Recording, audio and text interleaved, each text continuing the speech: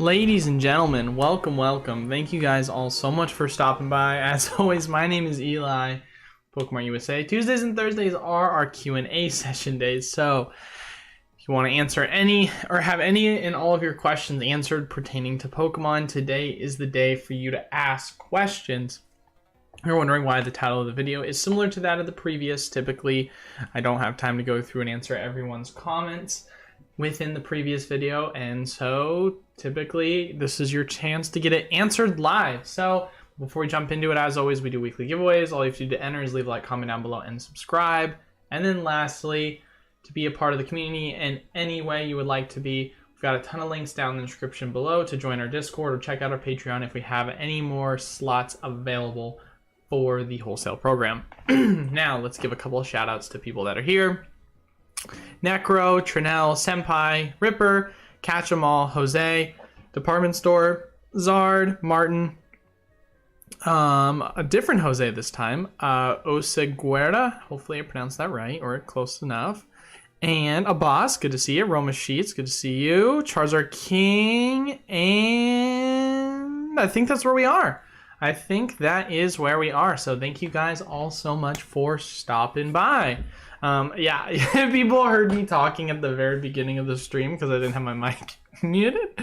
So, thankfully I was not saying anything, which the last couple times you guys, I've been caught with my mic unmuted behind the scenes. I haven't said anything, which is good.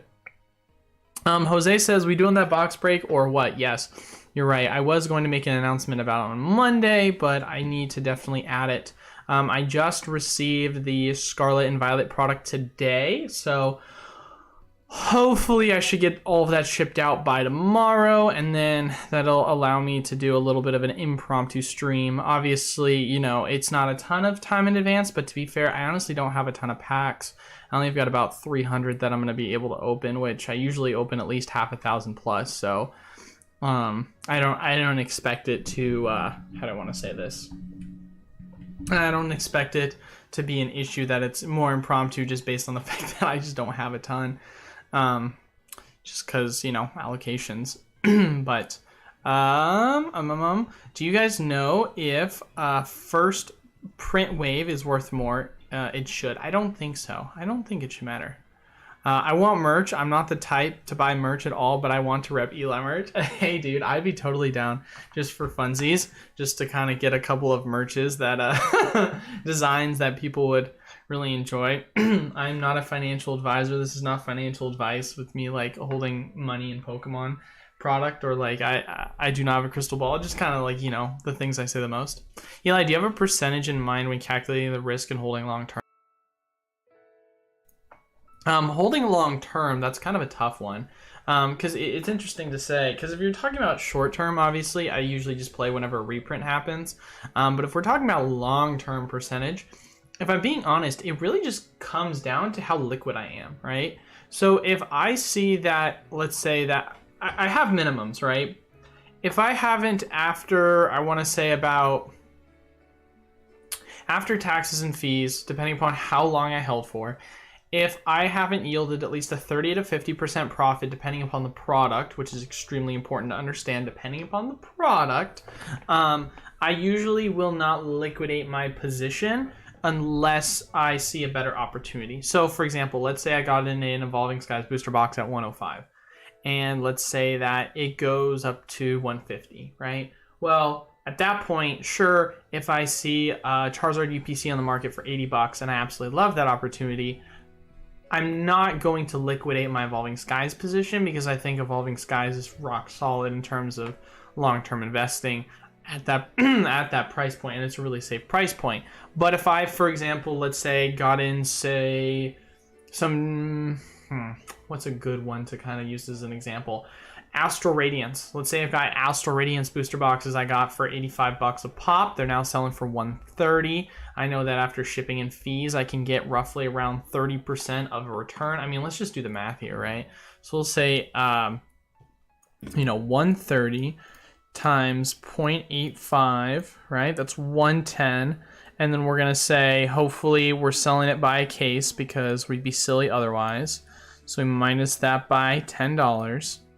Actually, we'll say 12 because that's about more accurate. Then you're going to take 65.1. That's going to be my total profits. My total entry point was 85 times 6 divided by, then we're going to do that, minus 651, 510, then this minus 510. Then that's going to put me at a little bit below a 30% return. If I were to sell the case on TCG Player, I could probably find a better place to sell it, just minus the fees. But anyway, if I were to be like, yo, I can cash out at 30% return of Astral Radiance at this moment in time, yes, please. Let me just cash out of that and get in some CUPC. So it really kind of depends. There's a lot of factors at play when it comes to my decision making with that, right? You know, because there's been opportunities where I feel like, you know, with Cosmic Eclipse, where I got in at like $400 and I ended up selling at like $650 and was like, you know, there was a point where it went up to 500 and I'm like, wow, that's a lot. Oh, it went 550. Oh, it went to 600. I should sell. And then I prolonged selling it, not because I was like, you know, hesitant to sell because I thought it was going to go up more. It was just because I got busy. And then it just so happened to go up by the time I checked and was like, all right, I feel comfortable selling here. So, you know, at the end of the day, it really just comes down to the general situation that I'm in if I see opportunities, because I constantly am like, I'm constantly wanting to take advantage of other opportunities that I find better and taking profits on other opportunities and reinvesting that. So, you know, selling an Astral, jumping into a CUPC, which I see as a good deal, or maybe we talk about another form of investment, right? Let's say I got in a, I don't know, a Steam Siege booster box back in the day. Let's say I got in at like $100 and it's now at 300 and I'm like, ka-ching, I can triple my funds, right? And I feel like it's going to flatline for a little bit, or I feel like it's not going to have the same amount of upside as CUPC could have because of volatility. Like, there's so many different situations and scenarios, but that's how I kind of tend to look at it. Be cool if Pokemon added it onto the booster box. I don't know what that's for. What's up, humans? What's up, everyone? I want Eli holding wads of cash underneath not financial advice, not financial advisor. That's what I'm saying, dude. That's the perfect one. What made you start Pokemon and at what age? Okay, so what made me start Pokemon is probably like 90% of the reason why most people started Pokemon, which is because they were friends, because they're friends growing up. So one of my childhood best friends growing up, really close family friend, I've said this story before actually, he was into Pokemon and my parents were very, how do I want to say this, they thought I was demonic, and so I wasn't allowed to get into Pokemon, and so low-key my buddy would always sneak me some of his Pokemon cards. Well then, one day his mom was convinced by my parents that Pokemon was demonic, and so he actually ended up, thanks to my mom, having his cards get taken away from him. So then we were both banned from playing Pokemon because they found out that I was having them being smuggled to me because we got caught. Then, like several years later, I finally convinced my parents that Pokemon is not demonic, and they end up letting me play Pokemon, and then we hang out again, and now he's the one banned from having Pokemon and I'm not, and then I'm smuggling some cards back that he gave me a while ago. And so like that was kind of like really what started it all when I was a little kid. It's just me smuggling Pokemon cards between me and my buddy. I was about 5 or 6 at the time, I want to say. So god, how old am I? I'm 24, 1998. I was 5 or 6. Around 2003, 2004 was when I got into the hobby. So my first ever set. So the first ever Pokemon that I got, you know, let's see. My first ever item that I ever got, or my parents purchased for me, was I remember it very clearly. It was at a Walgreens. It was an EX10, and then my brother also got an EX10. So he got a Ho-Oh EX10, and then I got a Tyranitar EX10. And with that was just a bunch of EX series packs, you know, Power Keepers, Dragon Frontiers, stuff like that. My brother pulled the Gold Star Mew, which is now in probably PSA 1 condition at this point, so absolutely terrible condition. But yeah, no, that was kind of like my first real experience into the hobby. So big fan of the EX era for that reason. Then after the EX era, I was really heavy into Diamond Pearl. Platinum era. That was probably by far my favorite growing up as a kid, just because I just love Gen 4, huge Gen 4 fan. So that was something I was really big into. I was also pretty big into Gen 5. I really love the Gen 5 video games in particular. I would say about midway into Black and White, I stopped collecting as heavily just based on the fact that I really didn't like the new EX cards. I found them kind of tacky, as if they were like kind of knockoffs of like the old EX cards, having grown up, and was like, wow, this is just kind of a sham. So I wasn't the biggest fan. I really loved the Heart Gold Soul Silver era. That was such a good era too, though. But yeah, so I took a little bit of a break from near the back end of the Black and White era. But to be fair too, another thing about me was I I was predominantly not a collector, actually. I was a player. I really loved playing the game growing up as a kid. I would compete in tournaments, and I actually won some. So it was something I was actually pretty good at. Not nearly as good as I am now. Definitely rusty, especially considering if I brought in my deck I won a tournament with, I'd be over here with my full art Reshiram at 120 health and 120 damage, which would steamroll back in the day. But then it's like, nowadays it's like, that's funny, my Pokemon is 310. The power creep is real, is basically what I'm trying to say. So it's kind of funny to see how things have drastically changed. But yeah, so took some time, came back into picking up more cards near the XY era. So I got XY, I got the new 3DS, everything, played the game, beat the game. Actually ended up selling my 3DS because I hated XY so much, and that was the only reason why I actually got the games, was specifically for XY. I was like, wow, this sucks, I don't like this game. This game kind of blows. I still stand by that. It's not the best. I mean, it's fine, but it's like I didn't really like it. And then let's see, I was into a little bit of XY, but man, I just was struggling when they introduced, I got in when they introduced break cards, and that was just, wow, I was so underwhelmed by break cards. Like, wow, this kind of sucks. They're doing the EX thing again. I'm like, nice, they're bringing EXs back. Like, this whole thing of like EXs being overplayed constantly is really what like infuriated me a ton. And so wasn't the biggest fan of that. Skipped entirely the Sun and Moon video games. They're actually one of the only Pokemon video games I have never owned, right? I own Leaf Green, Fire Red, Ruby Sapphire Emerald, Diamond Pearl Platinum, Heart Gold. I don't own Soul Silver. I own Black and White, both 1 and 2. I own Y, not X. I own Sword and Shield, but Sun and Moon, I don't own any of the Sun and Moons. I never played Sun and Moon. That is one of the games I just said, I'm not going to play it, I'm going to skip it. Because I just was like, I don't know, man, just the concept of it and the Pokemon that it looks like, I just thought it was kind of underwhelming. So, ironically enough, I got back in. Burning Shadows, baby, Burning Shadows, because the idea of a Rainbow Charizard to me, you know, it seems super duper cool. You know, after Evolutions, I was like, I didn't really care because I didn't really grow up in the WotC era. Like, I had WotC cards because of my older family members that gave me their WotC's collections, but I could really care less because I thought it was old vintage crap, and I thought it wasn't really that shiny, which when you're a 6-year-old kid, that's how it kind of is. So I'm offending a lot of people, but I was also 6, so calm down. And so I was like, oh, Evolutions, it's kind of cool, but like, it's not a Rainbow Charizard, you know, Burning Shadows. So me, you know, I got back in Burning Shadows, thought that was really cool. And then shortly thereafter, I really got back into it during Unified Minds, Cosmic, and Hidden Fates. That was really what kind of did it for me. That was where I like got really back into the hobby, because Lord knows that was amazing. So long story short, because that was, holy crap, my entire biography of Pokemon. Basically, I've been in the hobby since I was 5 or 6 years old, so I've been in the hobby for about 18 years now.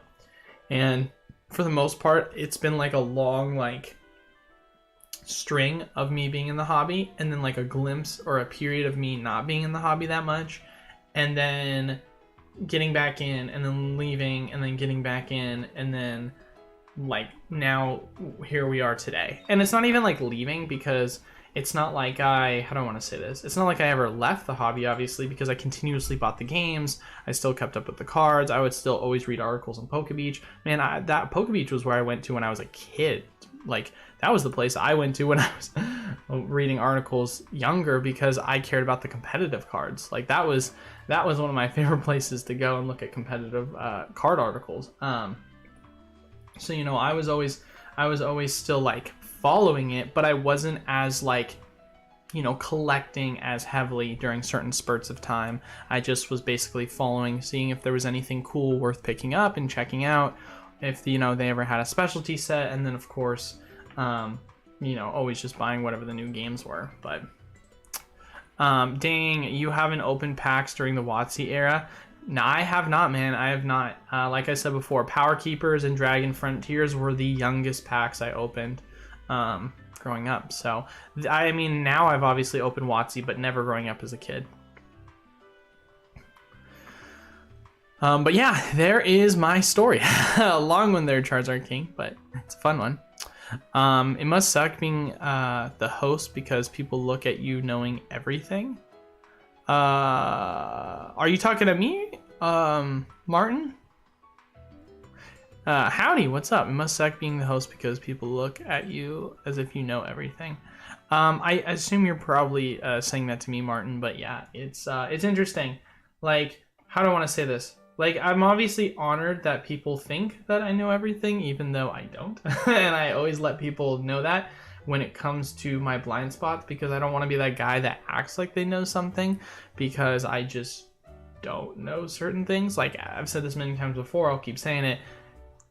I follow the Japanese market a little bit, but not as intensely as a lot of other experts. And there's a lot of other people that are much more versed when it comes to Japanese. Like, obviously, Ultramodern specifically, and just Pokemon English in general is like my bread and butter. Like, I'm just really, really good at that, especially when talking about investing.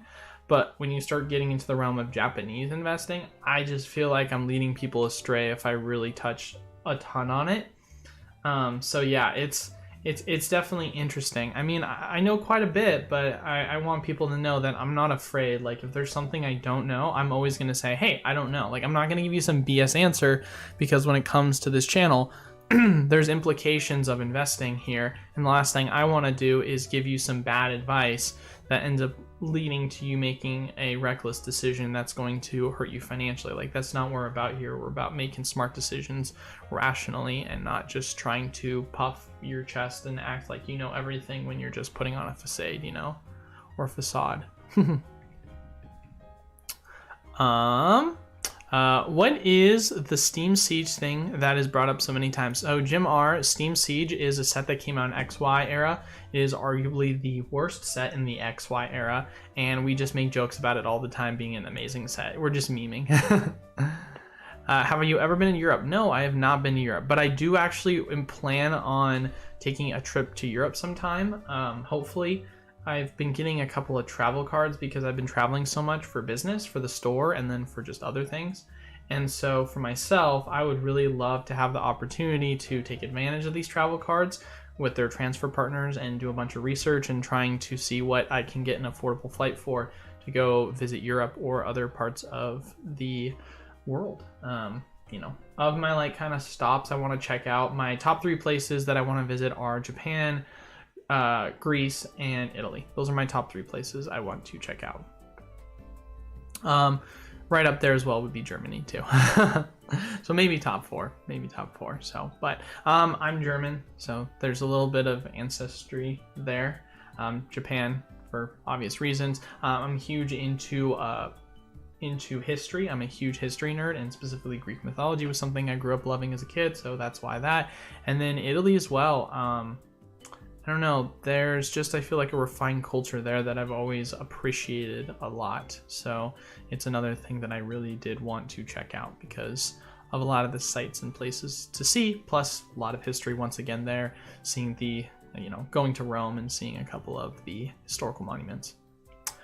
What is going on, bro? How are you doing? I'm not too bad. How are you, Traders of the Lost Ark? Do you think Cosmic Eclipse has the same opportunities team up in terms of sealed and singles? Obviously, with singles, oftentimes rise with sealed rising at around the same time. I would say that there's an argument to be made almost that I feel like Cosmic has potential to do better than, and this is potential, hypothetical, it has potential to do better, in my personal opinion, than Team Up, because if we look at Team Up in terms of sealed product, the price for Team Up has kind of flatlined at around that, $900,000 price point, because it's just kind of gone up so much, versus if we've seen Cosmic Eclipse, obviously it's just kind of continued to go up. It's kind of flatlined a little bit, but not really. Like, it's just kind of slowly climbing up and up. So do I think that they have around similar potential? I would say so, just based on the fact that obviously Team Up's an older set, so and it was also very thin spread in terms of its supply, so opportunities there for both sets very similarly. There's no set percentage with long-term holds. Many variables to consider. In general terms, good investment into great investment. Eli started Pokemon because of his close friend sneaking cards.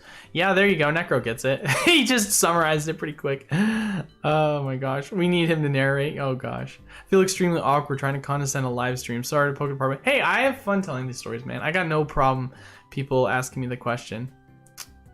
Is there a play to be made on holding the cheap undervalued alt arts in PSA 10 from Sword and Shield?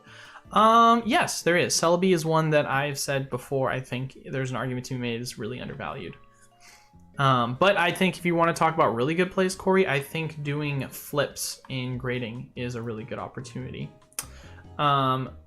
So let me see if I can give a good example.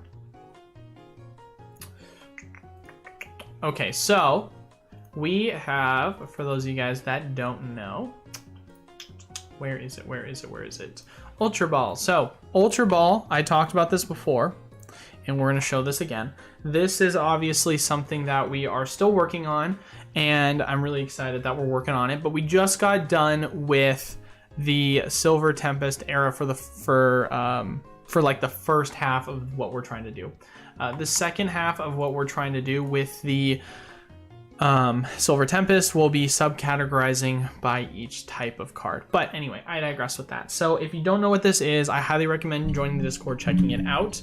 But what you have the opportunity for is you have a command that goes / you can click compare all.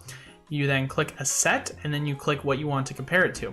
So you can compare it to the value that you can get from grading a card raw to 10, or the value you can get from grading a card raw to 9. Obviously, for the sake of the video, we're going to look at cards that have the best yield when you're going to send it in for grading raw and then getting a 10. We'll then click enter. It will then tell us in order which cards have the general best value when it comes to sending in for grading. So as you can see right here, this tells us the general spread percentage return that you can make when investing in certain cards raw to send in and try and hopefully get a 10. Obviously, my general rule is 2.5 times return, aka 150%. If you can get at least 150% on a card, then I think it's well worth sending in for grading, because I think that, hypothetically, if a large reprint were to happen, if it were to drop around 50%, you would still walk away in a 10, at least not losing money and making some money to kind of live to tell the tale. So with this, we can see obviously that there is, in Silver Tempest specifically, still opportunities to make money from a percentage return perspective.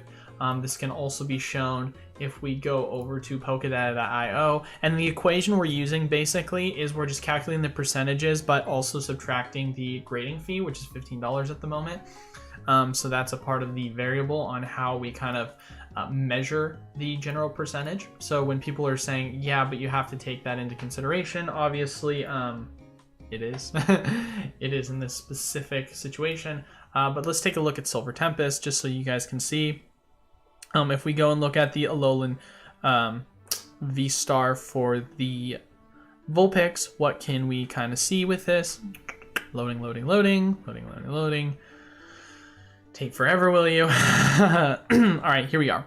So you can currently get the card on TCG Player for a grand total of 21 bucks, and it is currently selling in a 10 condition for roughly around $90. So that's insane, guys. And that's where we obviously get this percentage yield of why this is the best return. So you're basically spending 20 bucks for the card, And if you were to send this in, let's say you're spending 20 bucks per, and let's say you buy 10 copies, right? And let's say, you know, so you're investing 200 bucks.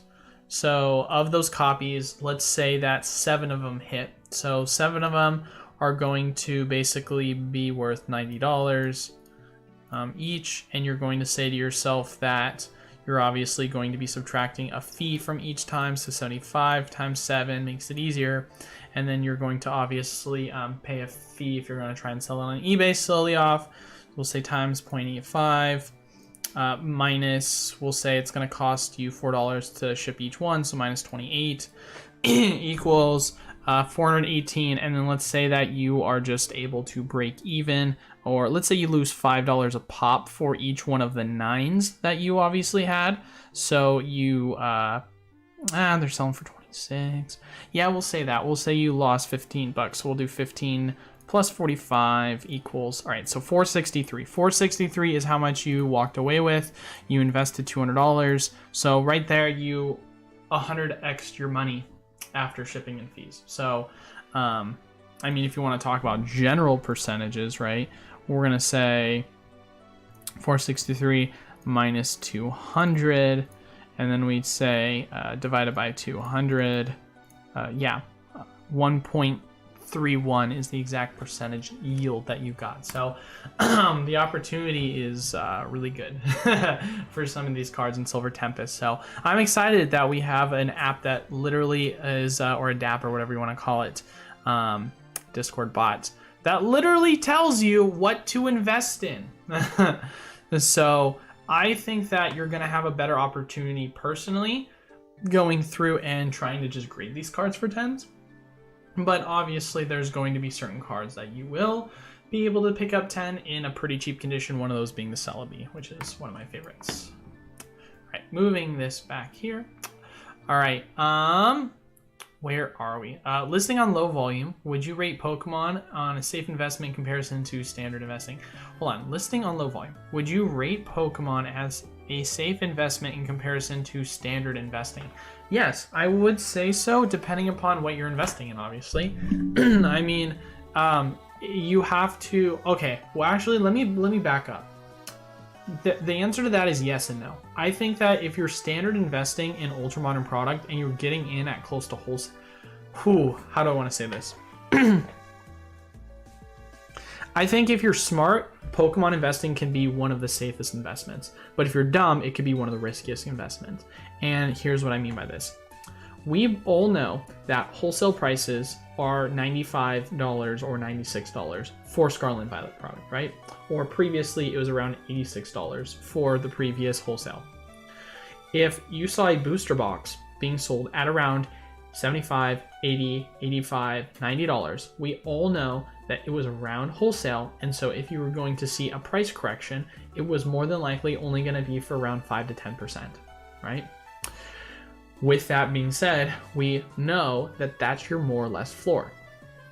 However, if you were someone that went and bought a first edition Pokemon card, or let's say a better example, you bought a Charizard base set unlimited PSA 10 condition card, or a Lugia first edition PSA 9 card, we saw the value, if depending upon when you got in, plummet from as high as 80 to 90%. And so for that reason, you could lose 80 to 90% because you got in at high points, right? Now, here's the deal, and this is why I like Ultra Modern so much more than I like older product. Sure, there's opportunities in WotC, but I would much rather play the game of saying, hey, I know what the bottom is for wholesale because it's not going to go into brick territory unless Pokemon as a whole fails. So, and you can't argue with that, because if you're someone that's like, oh, I like WotC because there's so much money to be made, I think you're silly getting into Ultra Modern. Well, what's silly about the fact that I know where my floor is? And if you're someone that invests in WotC, then you obviously believe in Pokemon as a whole long term, so you can't argue with that because of it. Rutro, stream health all of a sudden just became poor. Fun. That hasn't happened in a very long time. Hopefully that will fix. Am I getting a notification? is it going to get fixed? Hopefully you guys are not experiencing too many difficulties on that side.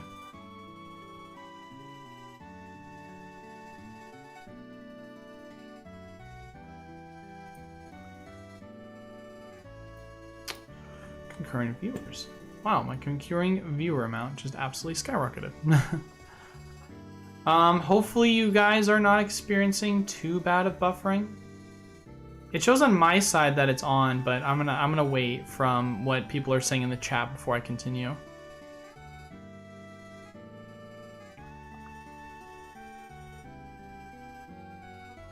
So I'm going to wait one quick second. If someone wants to just type in the chat and confirm for me.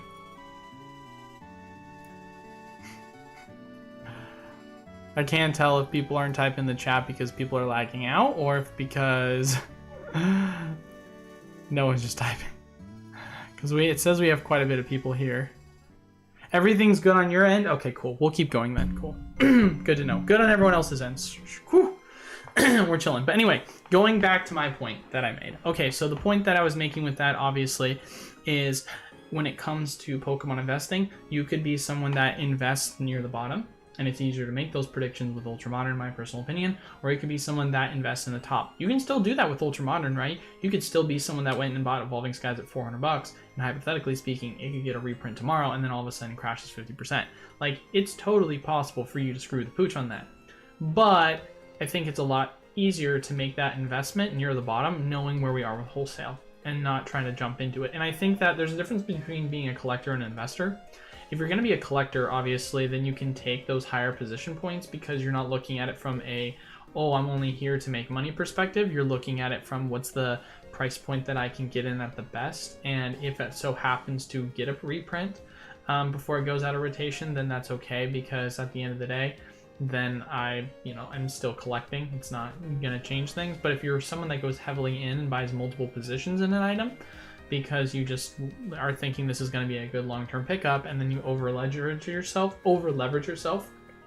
in a position before it's out of rotation or it's about to get a reprint, then obviously you're being foolish, right?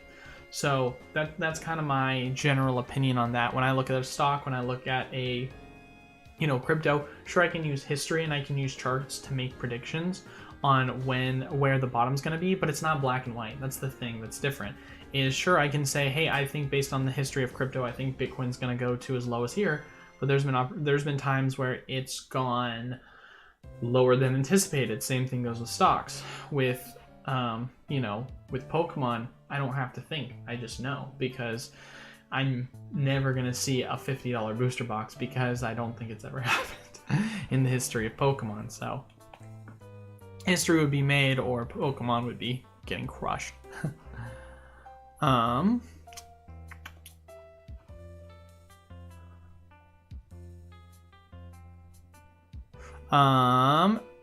haven't opened packs during the Watts. I already answered that question. I'm looking for financial advice from someone who isn't a financial advisor. Can you help me out? I got you.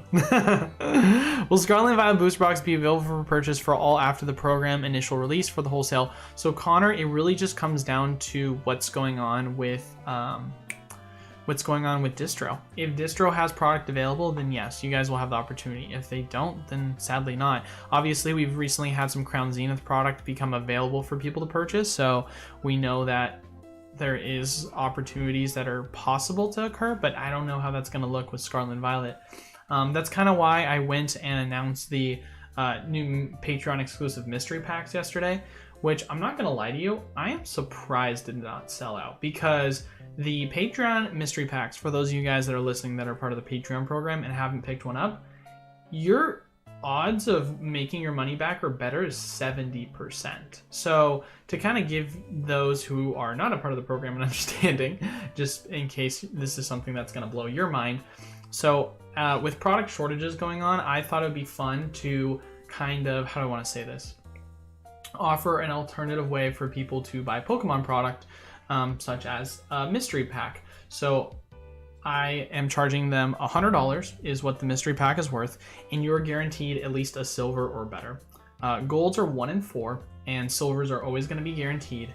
And I have it statistically laid out in the way in which we're going to be doing this, where you have a 70% chance of making your money back or doubling or tripling it up. So you're at least going to be profitable, 70%.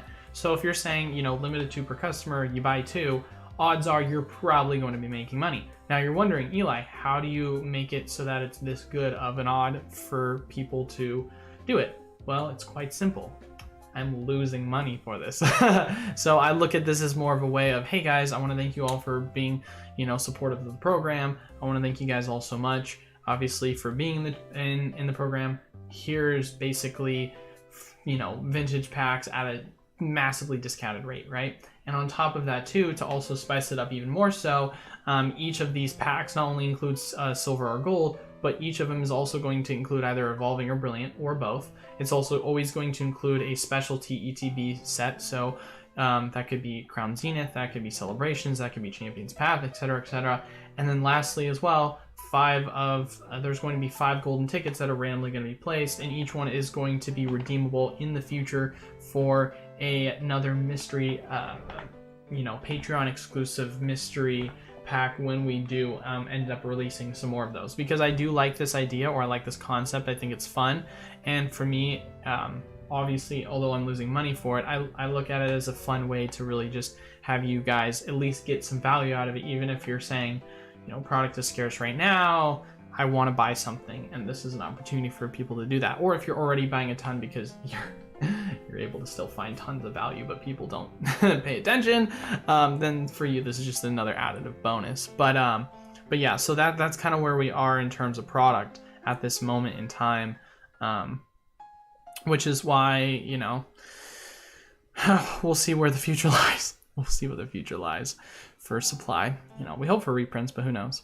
Dude, Eli, the other day I was listening to one of your live streams, and a guy in here said the mini tins at Costco went on clearance, and I was able to buy a pallet for 20 of ESBS tins for $20. Shout out to you on that one, Imposter. That's sick, man.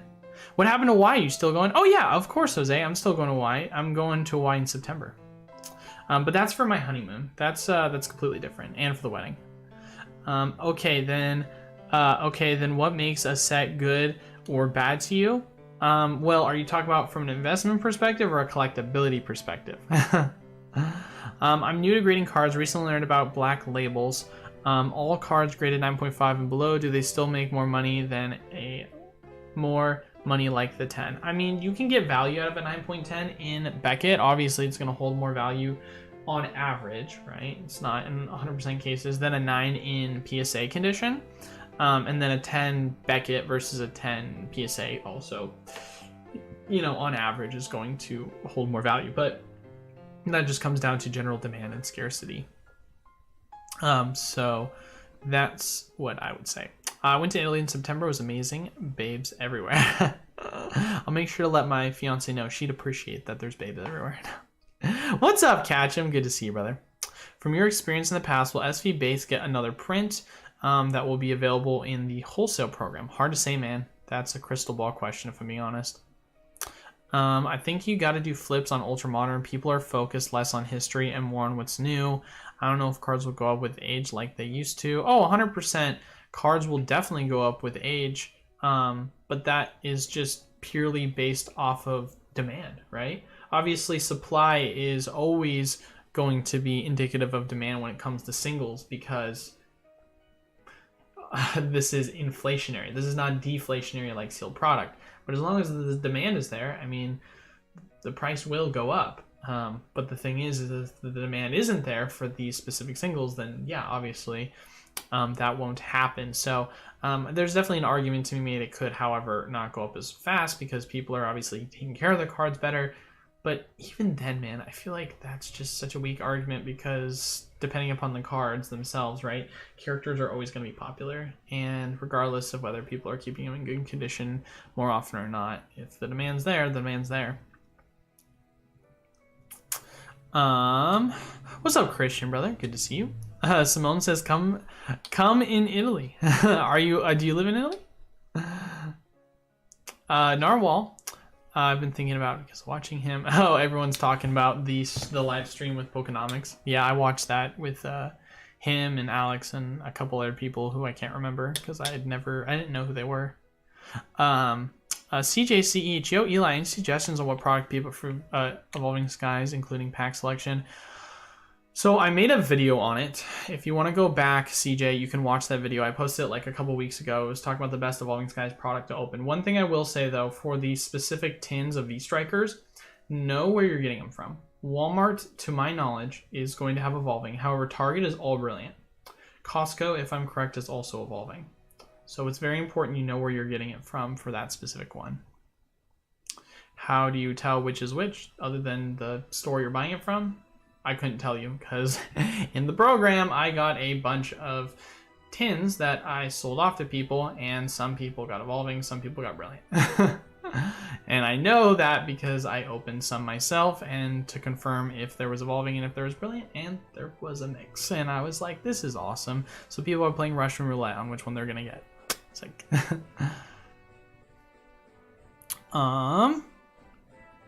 I've never been to the US. We can make an exchange, open some packs. Hey, that's so funny, Simone. Well, I'd be down. Make a little exchange of it. That's so funny.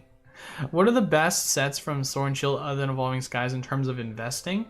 I mean, obviously, at this moment in time, I think I've said this before, Simone.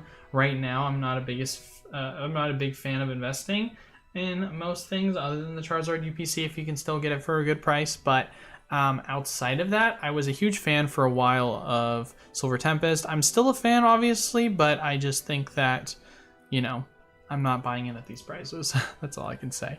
Where is the Charizard Ultra Premium Collection? I do want to take a look at that since we last looked. So the last time we looked, which was about a week and a half, 2 weeks ago, the price was at $100. Where is it at now? So has it moved? Is it still at $100? So the price, drum roll, let's take a look, at $109. So it's gone up about $9 since we last looked. It's annoying that it hasn't adjusted yet because of the manipulation in pricing. Yeah, because we're totally going to go off of someone that literally has 0 sale reviews. Where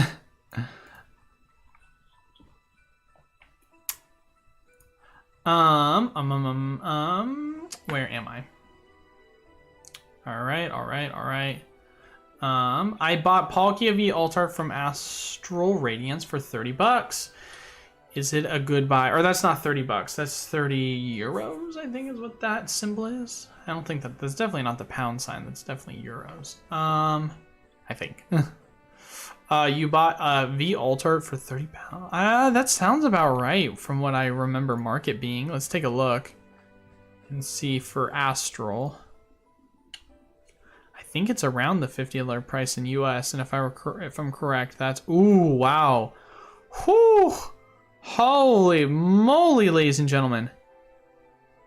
Holy crap. Oh my gosh. Holy moly, this card has done nothing but go down. Yikes. So you paid about market, man. That's what I would say. That's crazy. Catch 'em All Collectos has a video showing booster boxes at $42 during 2003, I believe. Okay, but that's not what I meant, Pokemon Department. I guess I should probably re-clarify what I mean by $50. I mean that if you go back and look at like Pokemon in, how do I want to say this? We'll say the past decade. Like, obviously, when you're talking about early inception of the hobby, obviously there was not really a know of if Pokemon was going to hold up long term. And obviously we know it is holding up long term and it survived. And if you look at the past 10 years, even the past arguably 15 years, like booster boxes, I mean, you saw them go to 60s. You know, I've seen 60s at some point, but like, I don't know, man. I mean, that's wild to think that would ever happen again, especially with you're also having to take into consideration inflation to Poké Department Store. So I'm looking at it from an inflationary perspective too.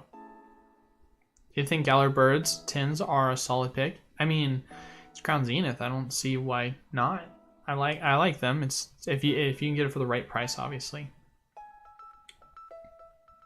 Some of us probably don't even understand what the mystery pack is. Right? That's what I'm saying, man. Are a lot of these online stores offering cheap bundles just trying to move numbers to compete for higher future allocations. Yes, that is a part of it, but also people are looking at the market right now as a whole, and they're like, hey, everything's expensive. Let me take some of my dead inventory I had and I wasn't able to sell and sell it. Dude, those mystery packs sound sick. If they don't sell it, I'll buy more. Well, that's the thing, man, is that's what I'm going to do, obviously, because I'm committed to giving 2 per person. So I'm going to make 200 of them. But if some people don't want, like, free value, free real estate, whatever you want to call it, then I guess that's on them, man. That's I don't know, man. It's crazy. I'm like, hey, guys, do you want me to lose money and you guys to more than likely make value or make money, depending upon how you want to look at it? Oh, you don't want free money? Okay, sorry, my bad. I won't say anything next time. But like, I don't know. It's wild, dude. It's wild. But who knows? Who knows? Dude, some people. I'm gonna have to do some things.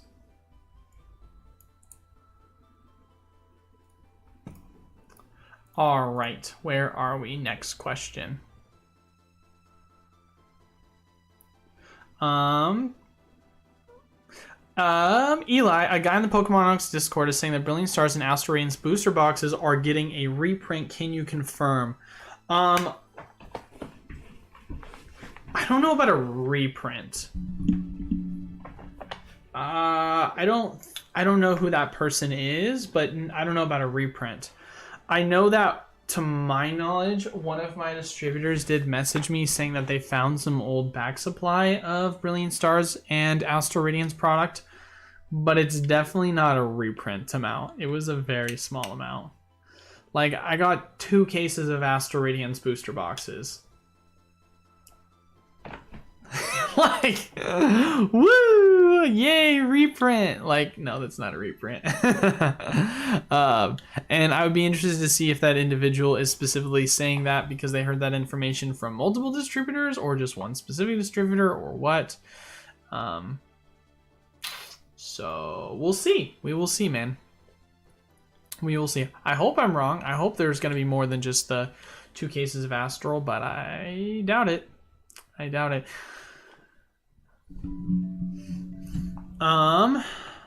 Eli, wanted to see if it's worth me joining the wholesale tier. What is the wholesale price for Paldea Evolved, etc.?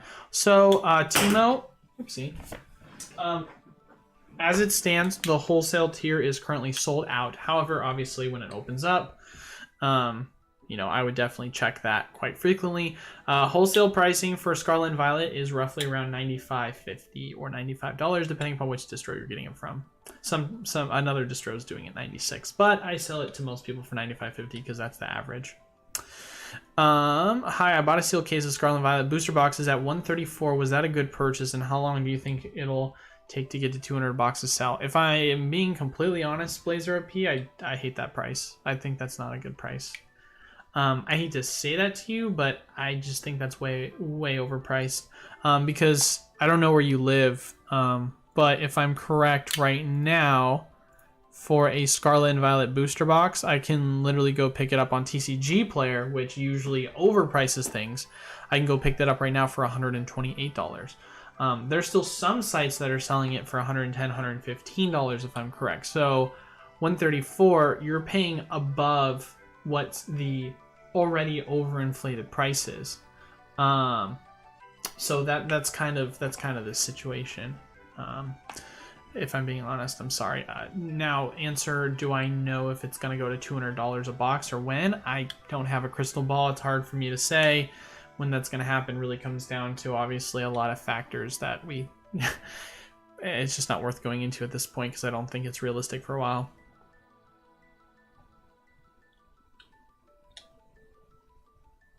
Not true all about the V-Striker tins. I've gotten almost every variation at Fred Meyer's and Target. So Chris is now confusing the crap out of me. Good to know. Holy crap, dude. So there you go, ladies and gentlemen. You're just basically spinning a, it's Russian roulette on which one you're going to get, I guess.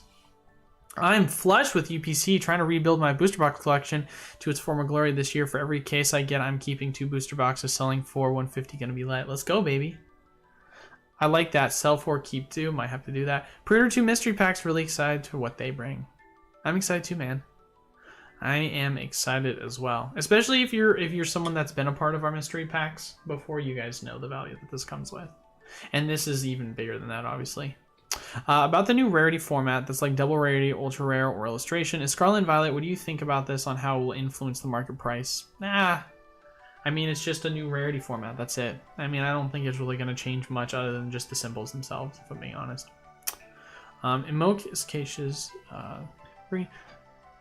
technically speaking, you aren't losing money on mystery packs due to you selling them for more than what you paid from them from distro. But Parent House, these are not mystery packs that I am buying from distro. These are my official mystery packs that I am making myself, that I am selling at a loss.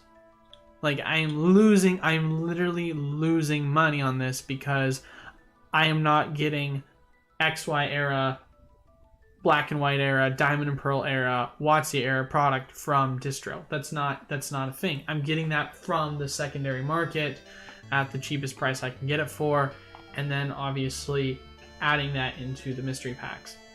And then in terms of overall sealed product for the regular packs that I am offering, like Evolving Skies, like Brilliant Stars, like Celebrations, like Champions Path, Celebrations packs and Champions Path packs are not cheap, and they are not on distro. So it's like, I am very much so losing money. And even then, like the packs that I'm picking up from distro, which is the regular ones that are available, I'm still paying roughly around $3 to $3.25 a pack. And if you add that with the Champions Path pack, or if you add that with like a Celebrations pack, then obviously the average goes up a lot more. And that's just the baseline. Plus, I'm literally giving away 5 free mystery packs. And that right there is just straight loss. Like, and I'm also paying for shipping. So it's $100 flat. So I'm losing money on shipping. I'm losing money on the gold things that I'm doing, and then the golden tickets that I'm offering. And then I'm also losing on the fact that I am giving people, obviously because it's seeded, so some people are going to get more value than others, but I'm literally giving people the packs for cheaper than what I'm buying them for, if that makes sense. So yeah. I'm betting Eli didn't get Heart Gold Soul Silver from distro. You get it. What Patreon tier can buy these? If you're just part of the wholesale program, anyone in the wholesale program can get it. How much will Evolving Skies ETB in 5 to 10 years? I couldn't tell you, man. I wish I could tell you. Personally believe Astral Radiance is very overlooked on the set. I think it will do well the next 5-10 year time frame. Possibly. I look at Astral Radiance though the same way I look at Forbidden Light. I see it as a very, very similar set. It performed fine, but if you look at it compared to the rest of the Sun and Moon era, Forbidden Light drastically underperformed compared to everything else. It'll do fine long term, but where's Forbidden Light at right now? Yeah, it's not even at $300. So, well, it's around $300, but with no booster boxes for Crown Zenith, no way there's another release of Crown Zenith, right? Would like to get more PCET base. Hey man, you never know, Dave. I mean, that's the thing is people always say it's never going to get a reprint, prices are never going to go down, and then here we are. Simone says, yeah, I'm Italian. What part of Italy are you from, dude? That's sick. Please pronounce my reign the right way, or my grandma will come for you. I don't know how to pronounce it. I'm sorry. That's it. I'm getting a loan for a Charizard base set and flipping it easy. For real, Eli, do you see them doing another wave of CZ ETBs for anyone other than big box stores? Do I see it happening? I would like to say yes, but at this point, I mean, it's hard to say, man. Anything's possible just based on the fact that the only thing we know right now is that we know nothing. Just the, you know, the same story for the past couple of months at this point. What's up, Trainer Mason? Good to see you as always. Thanks for stopping by and saying hi. What would you compare Evolving Skies to in the Sun and Moon era?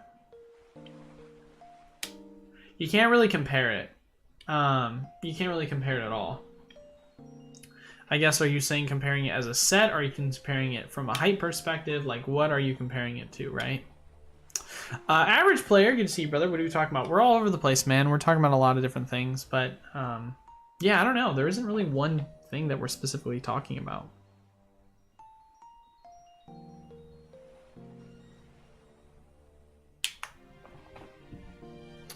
But where are we in terms of value if we're just going to go take a look at the general market?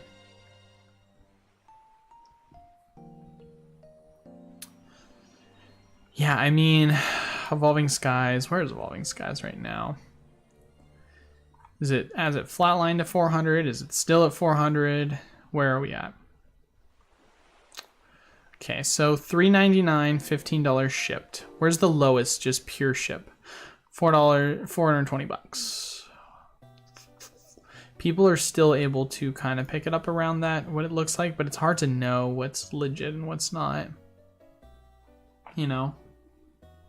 It's tough because it's not including shipping. Aside from a recession or a big reprint, what negative catalyst could bring market prices down again?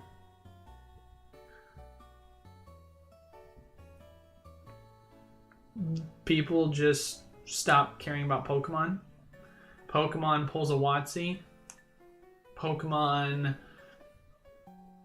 has a huge scandal or a scam. Like there's other things that could potentially happen, but I guess the loss of credibility as Pokemon as a whole, or lack of demand because they just start printing crappy crap. That's what I would say is. It's 151 after P evolved, but before the Dark Charizard set. Yes, I think, if I'm correct, that should be about right. So we're gonna get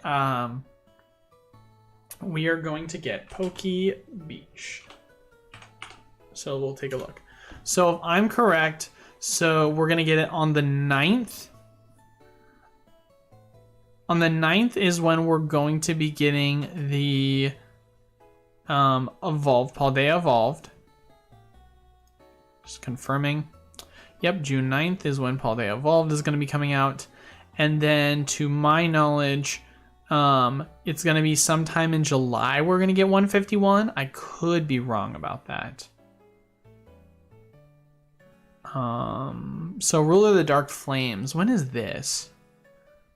This set will release on July 28th, but I think it's going to be released as a Japanese set. The Japanese set Ruler of the Dark Flame will be released on July 28th. Yeah, so here's the deal. So we're going to have 151. That's going to be, I think, July in English. Let's go back even farther, take a look.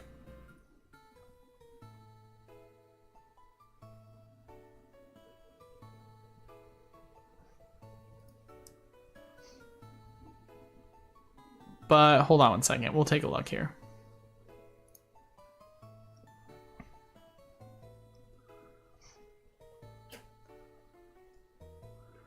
I feel like I'm going way too far back. I feel like I missed it.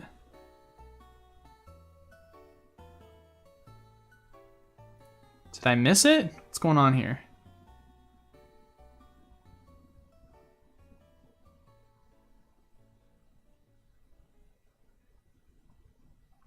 Maybe not. Maybe I should go back farther.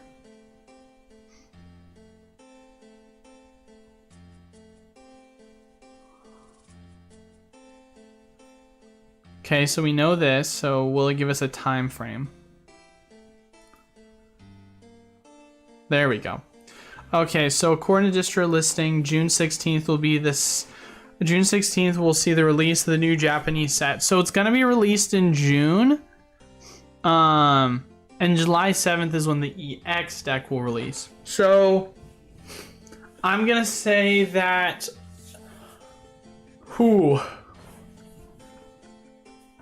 Okay, so end of March is obviously where we are now, and that's where we're gonna be getting our Scarlet and Violet. Then June 9th, which is about a little bit over 2 months, is where we're going to be at for when we see, like 2.5 months for when we are going to see the next Scarlet and Violet set.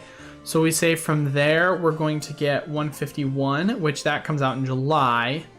We're going to say that probably for English, it's going to come out sometime in like mid to late August. I'm going to say 24th, just for funsies. And then you're probably going to see Ruler of the Dark Flame. That's probably going to be sometime in... God, I mean, that's being released in July in Japan.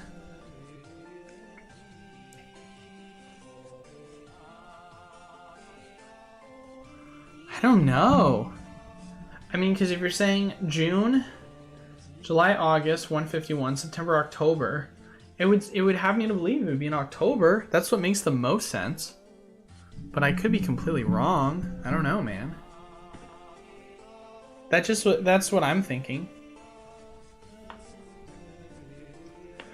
62 people watching. Hit that like button. We're slacking. Yeah, make sure to leave a like, comment down below, and subscribe, ladies and gentlemen. How you compare Astral to Forbidden Light? How I compare it is they're both two sets that aren't bad, but they're extremely mediocre. And ironically enough, they also happen to have very similar cards within them. And then on top of that as well, if you look at the remaining sets within the surrounding, era, they were always overshadowed by other better sets. And so they performed fine because they were a fine set, but they never performed extremely well because they were not, it was not as good as other sets. That's why I look at it like that. It feels like a very similar set, honestly. Pokemon uses puppies to fuel the machines. You never know. That is true. That would definitely do it. And for Pokemon, see Rudy's no video. It says every Sword and Shield era booster box will be $500 in the next 2 years. Did he say the next 2 years? I watched his video, but I don't know if he said the next 2 years. But who knows? He could say that. It is Rudy. It's possible in the future for Wholesale members to get product by release date. In the future, by release date, it's entirely possible. It is entirely possible in the future. So here's kind of what my plan is right now, ladies and gentlemen. For those of you that obviously are in the Wholesale program, you are helping be a part of this plan, which is going to include extra bonuses. But so I have two kind of sources of general revenue that I'm trying to generate, right? One of it is from the Wholesale program, and one is from a bulk program that I really want to try and get implemented. So I have a bulk operation I'm doing right now, but I want to scale it. I want to scale it extremely. I just want to scale it, right? And with that, I have a long-term projection, hopefully, as long as everything goes well. And what that basically entails is, long story short, me getting a warehouse location for me to run the bulk operation, but also doubles as, like, I don't know if I call it a storefront, but, a more or less a place we can ship product to, whether it be Pokemon, Magic, Yu-Gi-Oh! And stuff, instead of having to direct it through the shop in Oregon. Because basically, as it stands right now, obviously, if you're wanting to buy Magic, Yu-Gi-Oh!, Flesh and Blood, and other sets, it has to go to the storefront in Oregon. And since I live in Arizona, it makes it extremely difficult for me to try and micromanage shipping everything out. So having a direct place for me to ship it to in Arizona, like a warehouse location that also doubles as a location for the bulk selling operation, that is like a win-win for me. And then with that as well, because it is a commercial location, Pokemon would then be giving us access to ship it out early. Because if you are like a considered registered quote-unquote storefront, then they do allow you to ship it out early. But that's something that's still a ways away. It's at least a year plus away for this to happen. So, and there's just a lot of things that kind of have to come into play with that. But, right now, short-term goal is really just continuing to spend and build up numbers for allocations in the future so that we can hopefully continue to just get more product for people, right? Like, getting more product is the number one most important thing that I see right now, specifically for the general growth. And then obviously other projects such as the Discord investment bot is other projects that I'm passionate about working on because that's going to be the future of literally making free money. So, yeah, that's kind of how I look at it. What's up, Poke Collector J? What did you miss? I mean, we're all over the place, Collector J. There isn't anything specific, but... also, DC, Miram cards will hold high value, or will they crash like CZ Waifus did? Super cheap.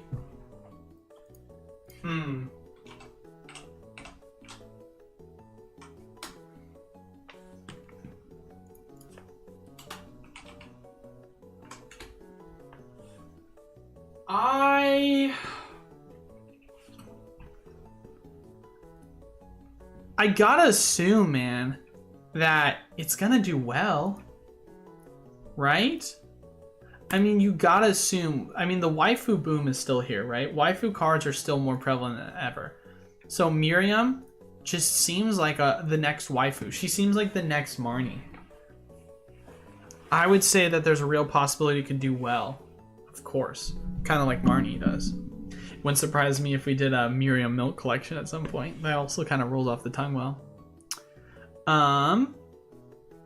Any chances 151 just pushed as end of year specialty set? Possible, considering we haven't gotten confirmation of it coming to English at a specific time frame. What's playing in the background music? It's so calming. It is relaxing Pokemon music. That's what it is called. That's literally what it's called on YouTube. How do you feel about Ash leaving the show? If I'm being honest, I haven't seen the Pokemon show since Black and White. Like, I've watched some clips online, such as like Generations, because I thought the Generations series was really good, but Generations didn't really show Ash. So if I'm being honest, I could really care less. I honestly was a huge Ash hater. I absolutely hated Ash for the longest time. I actually was weird, I guess. I liked Paul. Paul was my boy in Diamond and Pearl. I thought he was a really good character. I don't know if I should say he was my boy. He abused his Pokemon, but I liked him because he was a really good protagonist. Or antagonist, sorry. Ash I always thought was a wuss who was silly. And God, oh my gosh. Dawn also annoyed the frick out of me because when she was like, oh, Piplup can evolve, but it's not going to. Let me give it a stone so it doesn't evolve. I'm like, I hate you. I hate you. Evolve it. Get an Empoleon, fricker. Like, I don't know. Obviously, I get it. It's a kid show. It's cute. It's merchandise. It sells. But God, as someone who's like, evolve your Pokemon so it can become stronger. What are we doing here? That would always infuriate the crap out of me. So the show, it's just not. I always just got tilted watching it.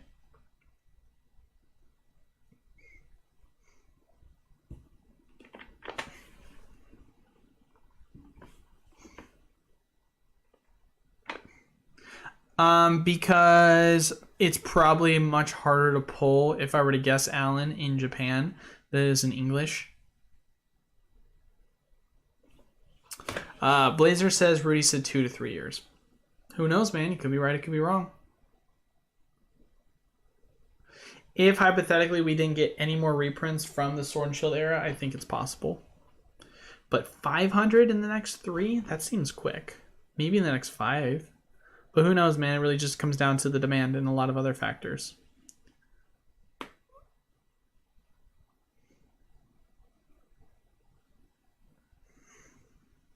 Average player. There you go. Answers the question. I take Rudy with a grain of salt since he sells it. He wants to do well. Fair enough. He could be just doing it for the hype to raise the prices. Do you think there are enough true collectors in the hobby to sustain the growth? Yes. Put the warehouse in social. Was thinking it was a poor rate discrepancy or something. What is the new borders on the Pokemon? What is the new borders on the Pokemon card suck? Are you saying what if? Is that what you meant to say? Why are... Whoa, hold on one second. Why are the new borders on the Pokemon card sucks? Hold on. I still am confused by what you're asking. Are you asking if they suck, or are you saying that they suck, and why do they suck? Deandra is the next? Really?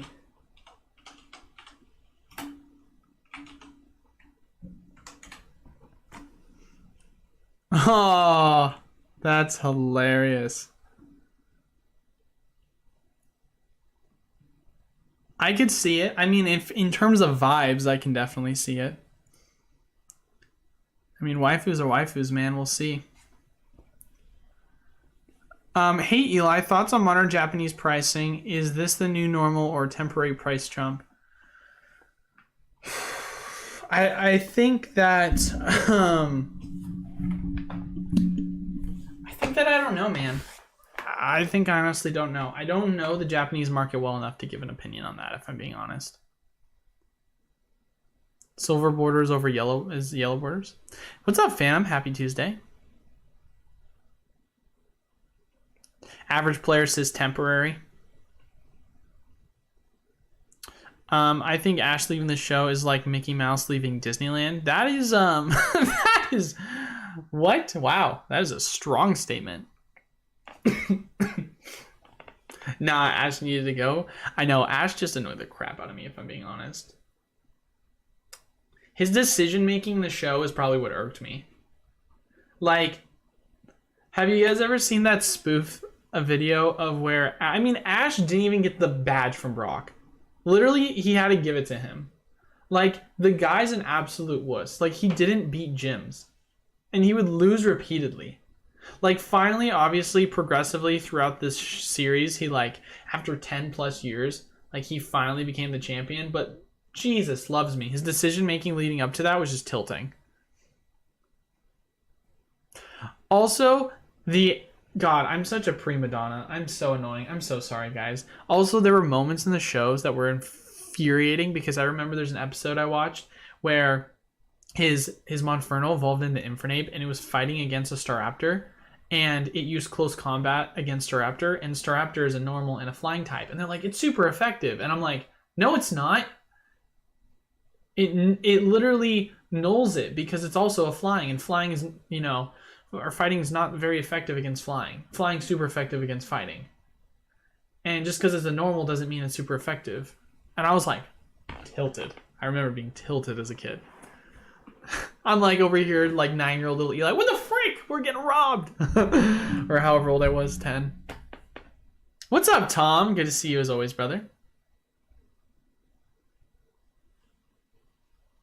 Eli, if you had a crystal ball, looked ahead to Christmas 2027, how much are people selling Zard UPCs on? If I had a crystal ball 2027, they're selling it for $500. Boom, easy. I'm using voice text on my phone and it sucks. LOL. I meant to ask, why do they suck? Why do the silver borders suck? Because, I mean, I don't know, man. I still have the silver borders. It just really comes down to the fact that the silver just kind of looks knockoff. It looks kind of lame.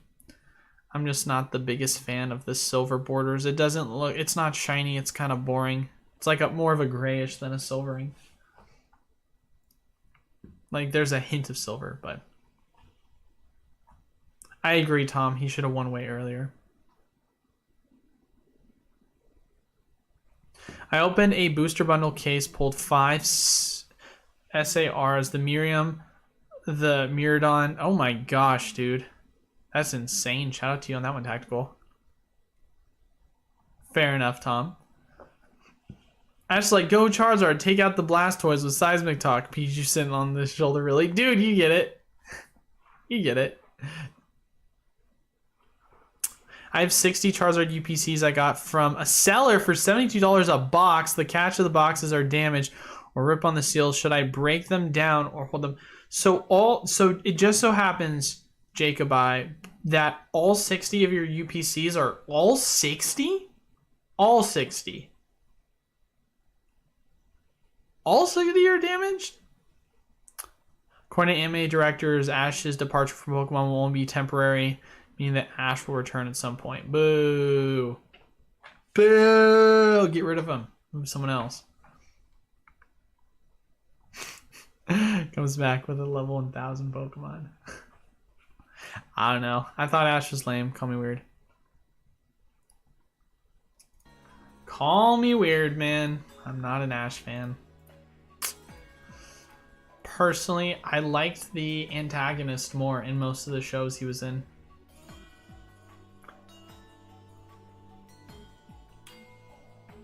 I mean, obviously, like, I liked Misty and I liked Brock, but they were also much more reasonable. Like, and the times they were unreasonable, it was unreasonable in, like, a funny way, right? Or Jesse, James, and Meowth. Like, that was obviously iconic. But, like, they were unreasonable, but in a funny way. Ash wasn't unreasonable in a funny way. Ash was unreasonable in an idiotic way. That kind of tilted me, right? Like, obviously, Brock's obsession with Nurse Joy's, like, that was always funny. Obviously, Team Rocket just being Team Rocket with all their different outfits and just, you know, being comical. Like, I don't know.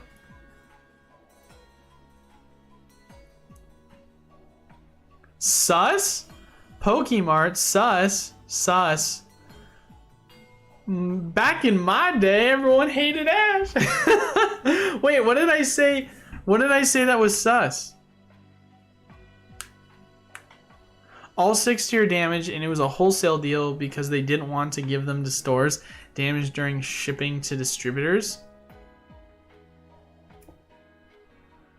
Dang, dude, that's crazy. That's tough, man. That's tough. I mean, that's a good price, but gosh, all of them damaged? Oof, that's a tough one. I don't know how you can manage. I mean, selling that is... Oof. Back in my day. That's so funny, Mason. Good to see you here, Mason.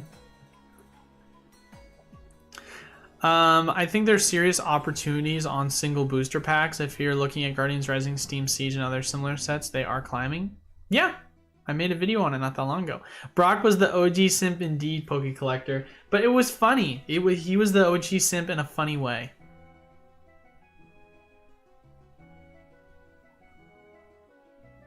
Super sus? What is sus? Why are you guys just saying sus? If I may ask, what is your distributor's price for Scarlet and Violet booster boxes? Also the ETBs, how much price? Didn't I just answer that, Blazer? I literally answered that like 10 minutes ago, I think. $95.50 is the average. Some distributors are charging $98. Some distributors are charging $95. And then for ETBs, it's roughly around $31 to $32, I want to say. That's what most distributors are charging. For ETBs, Mason, you can confirm that if you want to as well, if you care to share pricing. It's interesting. There's other distributors that literally I heard are charging more. Like I heard that Alliance Gaming is charging $103 a booster box. And there's a reason why I have decided not to put in my application for Alliance. Because frick that. And then GTS I also heard is very similar to that, where they just are like, frick you, we don't care. So yeah, because I ain't selling it for slightly below what most of the people are buying for it on market. I don't want to confirm it's correct, but you didn't hear it from me. We understand.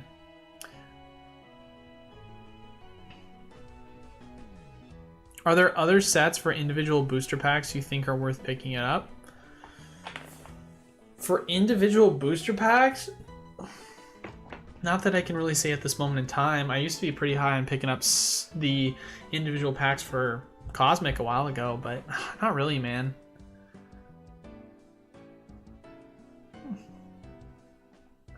What's your favorite Sword and Shield set, sus boy? My favorite Sword and Shield set? I mean, obviously Evolving Skies and Chilling Rain are up there. I've yet to open Crown Zenith, so I want to say Crown Zenith, but I've yet to open it, so I can't really say that's my favorite unless I've opened some of my favorite set. Buy all the Celebrations packs you can. Hey, there's a good one, Mason. Hey, Mason brings a good one up. Well, specifically, it's a good one as well because of the resupply that happened at Walmart with the Lance's Charizard and the Dark Sylveons. If you can still find that, or if you can find them online for cheap, it is well worth still picking up, obviously. I was super high on that for the longest time, especially with the new print variation. It comes with an evolving and a fusion pack additionally, so you're getting great value. Cheers, Eli. Hope all is well. Any thoughts on the Paldea Evolved PC ETB?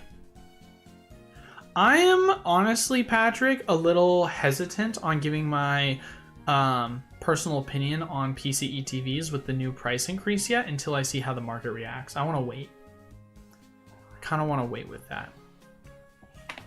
Is that actually on TCG Player yet for just the standard Scarlet and Violet one? Let's take a look and see. So if we see Scarlet and Violet sealed product, we're gonna go high to low. So Scarlet and Violet, yeah, they're not listed yet. Pokemon Center, they're not listed, no sales. So I want to wait before I give an opinion. Long term, what do you think is better, the booster bundle or the sleeved Susboy? All right, now you guys are just trolling me at this point. I feel like the sleeved, honestly. Like in terms of opening, I loved the booster bundle, but I think a lot of people really enjoy the sleeved from a collection perspective, especially if you can grab the hangers.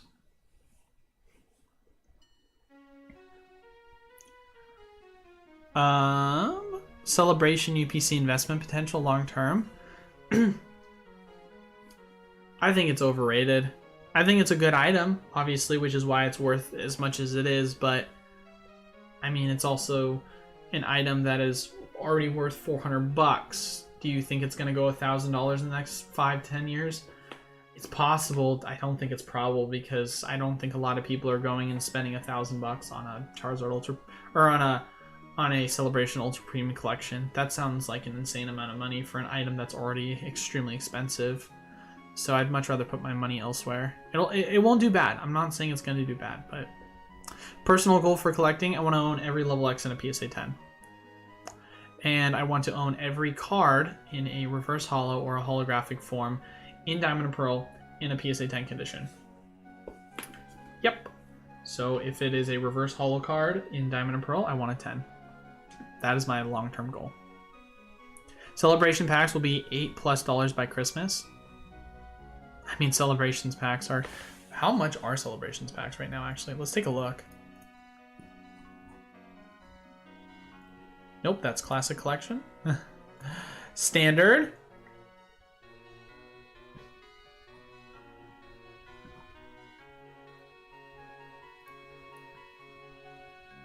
They are going for $6.30.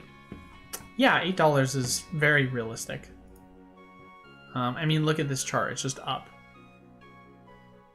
Obviously, there's a period where it was down. Mainly, it was down because of the resupply that we found. But from that, you know, at this point, it's still up.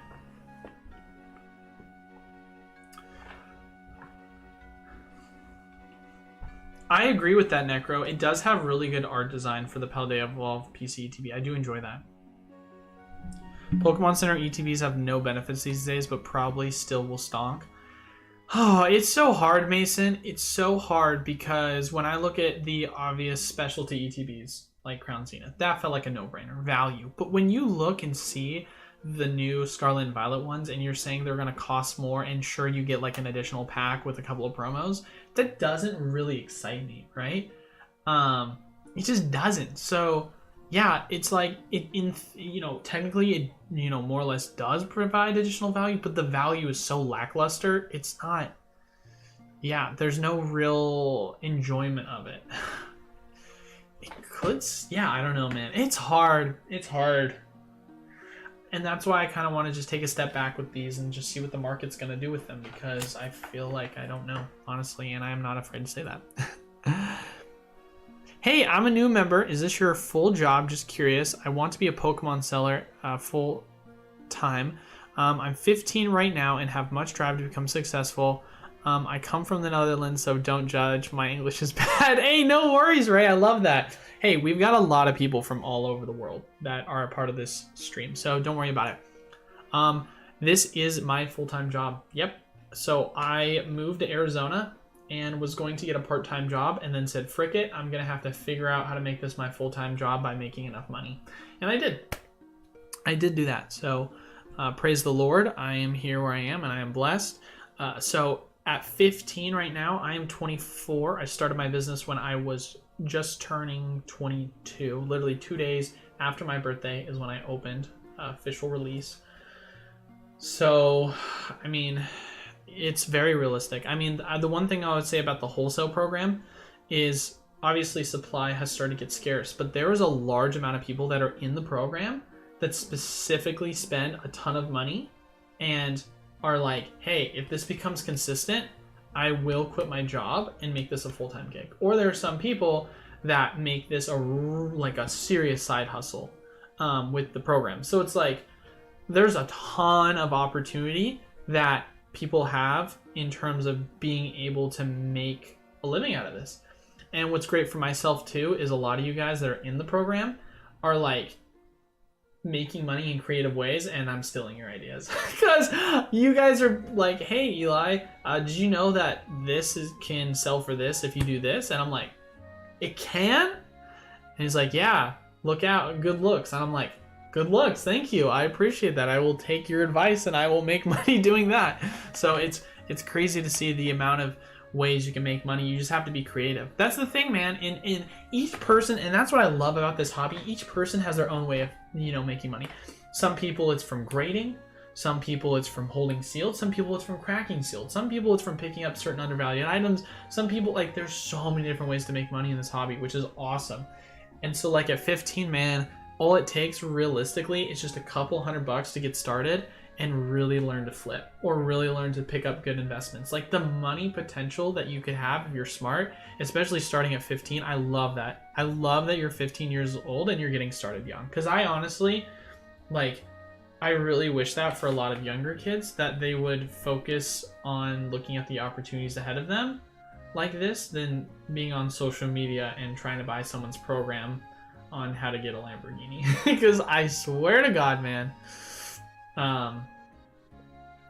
yeah, I just feel like there's just a lot of opportunity that people are sleeping on because they either don't care or they don't want to put in the work. So I'm glad you're here, brother. I am glad you are here. I already cased the Paldea of all PCE TVs with the promos just cause. I mean, that's fair, brother. And I'm not saying it's a bad pickup by any means. I'm just saying I have no clue if it's a good one. You know? People go nuts for stamps. The new PCE TVs comes with stamp promos. That is a good point, average player. They do go nuts for stamps. Don't mind picking them up. Everyone buys PCE TVs, but no one is opening them. That's true, because Lord knows you don't want to open them. You want to talk about no benefits, like Mason was saying? Opening them, there is zero benefits. The only benefit for them is to collect them or resell them. That's literally the only benefit, because the value for opening is terrible. So bad.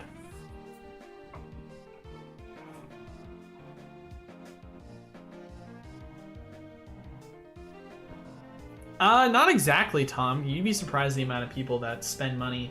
I mean, we've bought expensive booster boxes to open just for funsies before. It just happens. Some people do it. You don't buy sealed, average player? Wow. I'm surprised. I knew you were more into singles, but I didn't realize you didn't buy any.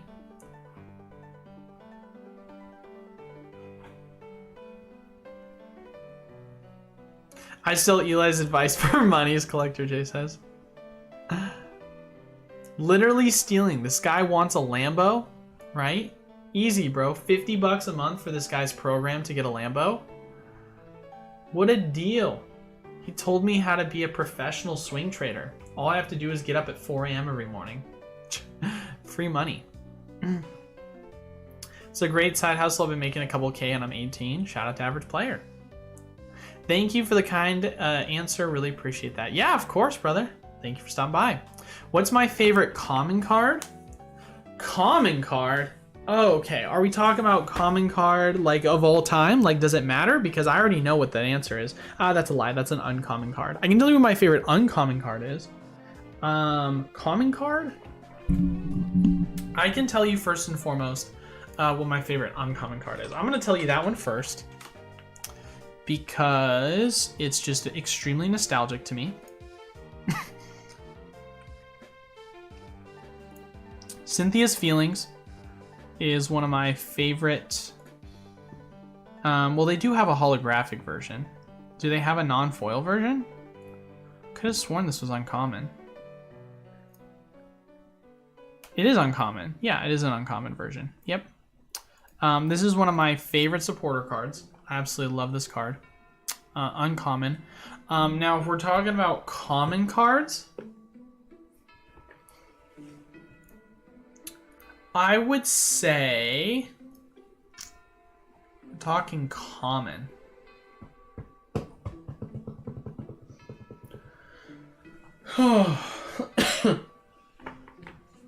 Common.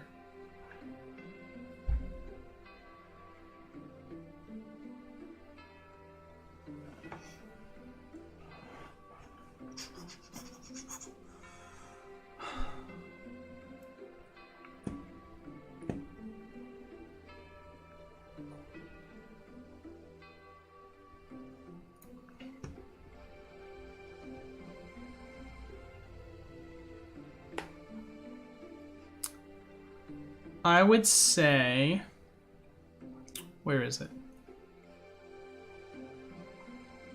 Oh, is it on this set? Thought it was.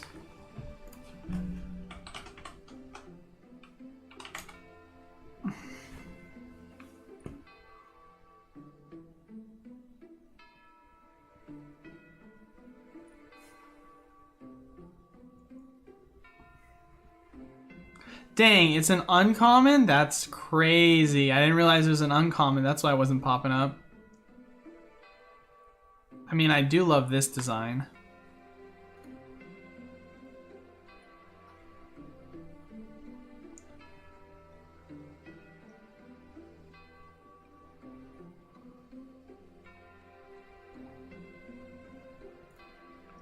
I would say probably this is one of my favorite commons.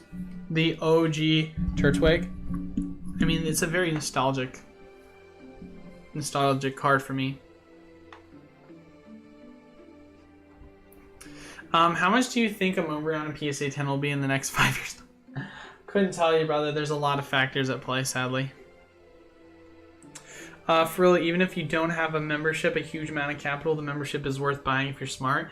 Well, that's the thing, is like, obviously each person has their own kind of general capital margin based on how much they're spending a month and how much they're spending on the membership. But like, I know of people that are spending like sub $500 and are making a ton of value out of it because they're able to get creative and get pure profit. I had one guy in particular that told me that if you broke down back in the day CUPCs, and literally this is all he did, was he broke down CUPCs at $80 a pop. He said that he would sell off the promos, the playmats, and everything. And he said that after that, the packs were pure profit. And as you guys know, the Evolving Skies, it has Evolving Skies in it. It has Brilliant Stars and other good packs in it. And so he was saying that he was making insane value. If you're someone that was selling off 16 packs for pure profit, and let's say that, you know, including the Evolving Skies and everything, it just averaged out to $4 a pack. You got 16 packs right there. That's $64 in pure profit that you would be more or less making per UPC. If you're spending a case, and we're going to say, you know, after shipping and fees and everything, it's going to be $82 per, and you're buying 4 of these, you could, in theory, spend $328 and walk away with roughly around $256 in value. Let's say you're spending $100 on the membership, because that's the high end. You still walk away with spending less than $1,000, still walking away profiting. You just have to be creative with it. That's the thing. You just have to be creative with it. You have to be smart with it. There's so many different opportunities. And obviously the opportunities nowadays are less prevalent, but they're still there. And people just need to be aware of it, obviously. One of my favorite opportunities that people are always constantly sleeping on is the trainer toolkits. I don't think people understand the trainer toolkit value. Obviously, they're not as valuable as they were before. But trainer toolkits, bro.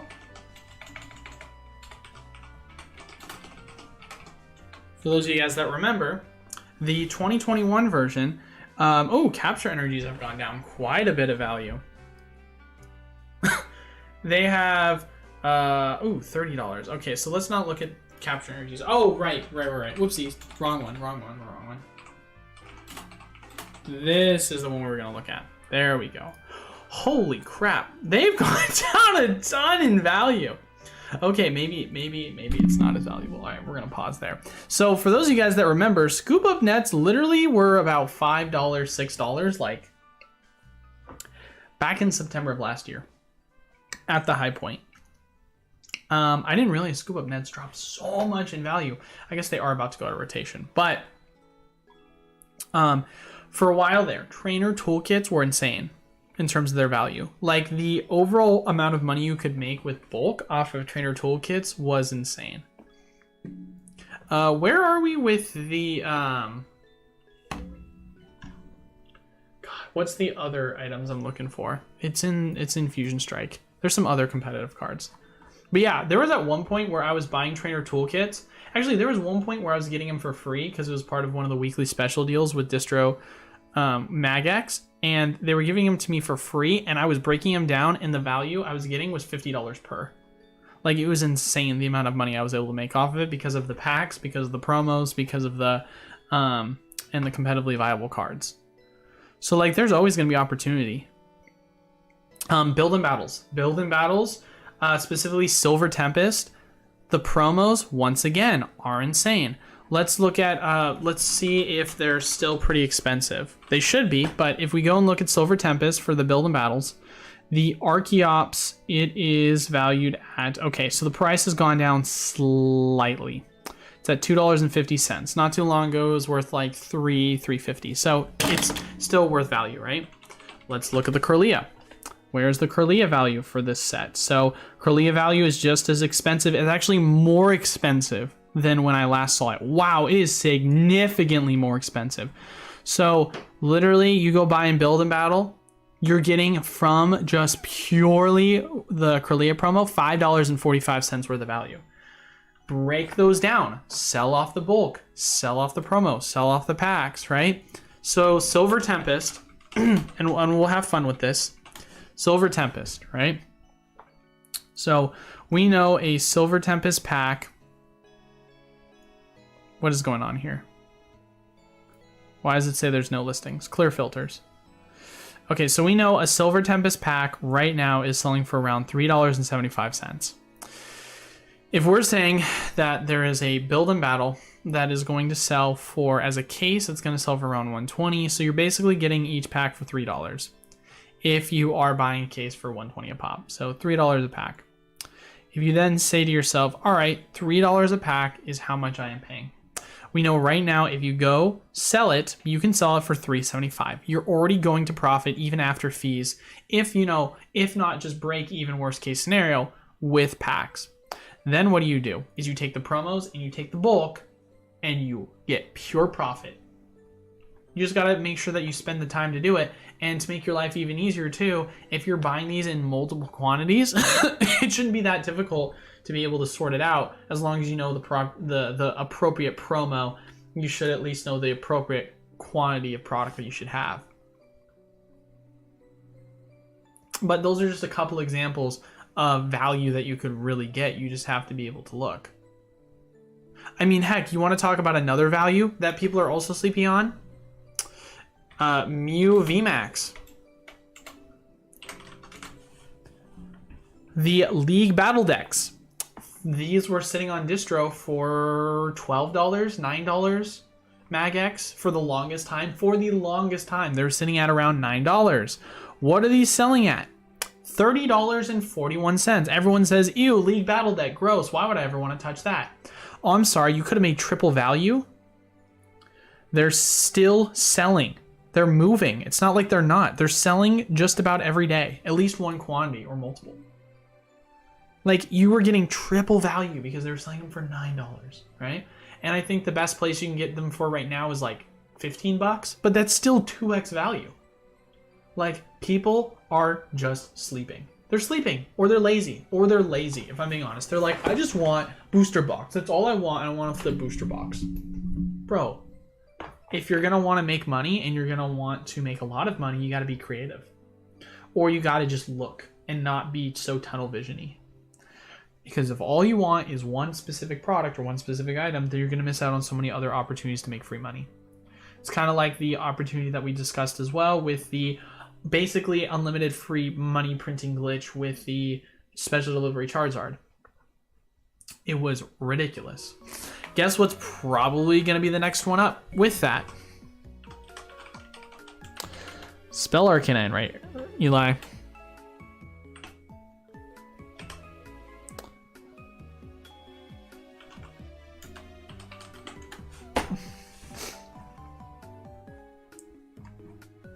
Where is it? Where is it? Where is it? Where is it? Where is it?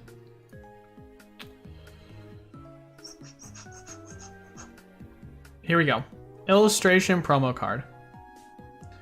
This is probably going to be the next free money. It's not going to be as good as the opportunity with the Charizard, but the promos are selling for like 99 cents a code card. You're getting this for $20.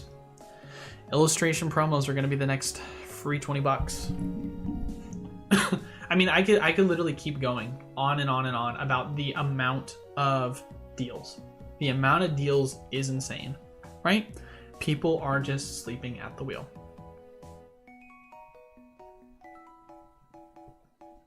Sorry, that's my tangent. I used to play high-level competitive Yu-Gi-Oh! And Dragon Ball and had to give it up when I got married, but have now been the blessing from my wife's Pokemon collection to buy, sell, trade. Hey, shout out to you on that one. That's sick, dude. Bolstering up my Instagram currently before I start doing more YouTube channels like yours inspire me. Well, I appreciate you watching the channel and supporting it, brother. Thank you. I have a good idea, but I need someone who I can trust who lives in the VS. Who lives in the VS. What is VS? I don't know what VS is. So I hope I find... Voice server? Vis server? Something server. Maybe? I don't know. Corey, it's something you have to pay. I already answered that question. I really want to find a mint copy of Pikachu from Jungle First Edition. The one that has a really strange face that looks like a 3D block. I don't know where you would be able to find that, brother, honestly.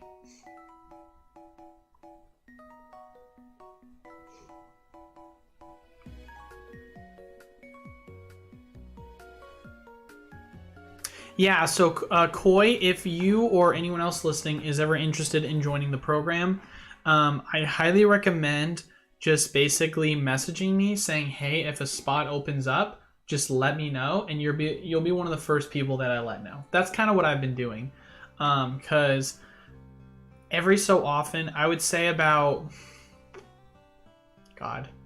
So we have 100 members now, and in the past month, we've had 1 or 2 people leave. So I would say about a month, we have about 1 or 2 people leave. Back when it was only 50 members, it averaged about 1 person every other month, I want to say. Maybe once a month. But now that it's 100 people, it's about once or 2 every month so far. Obviously, we're still new to the $100 slot, so we'll see if it changes. But the demand for this program is still extremely high, just based on the fact that they are getting access to pre-orders for high demand sets. They're getting access to other alternative products such as Magic, Yu-Gi-Oh! Fab that they're able to order.